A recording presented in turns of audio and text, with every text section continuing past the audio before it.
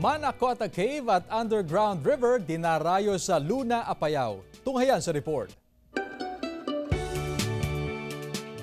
Dinarayo ng mga turista ang Manakota Cave sa Luna, Apayao. Kakaiba dahil mayroon itong underground river kung saan asul ang kulay ng tubig.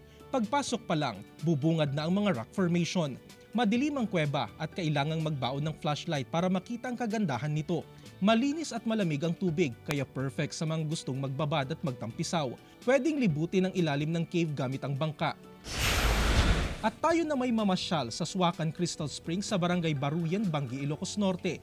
Dito mahahalina sa ganda ng kalikasan. Makikita rito ang bukal ng tubig na malakristal at malamig ang tubig kaya dinarayo ito ng mga nais maligo. Sa linaw at linis ng tubig, dito na rin naglalaba ang mga residente malapit sa batis. Mapabata o matanda, ligtas na makakapaligo sa lugar dahil hindi naman kalaliman ng tubig. Kapansin-pansin din ang tila kuweba pero ipinagbabawal itong pasukin. Jarek Pasilyao, 1 North Central Luzon.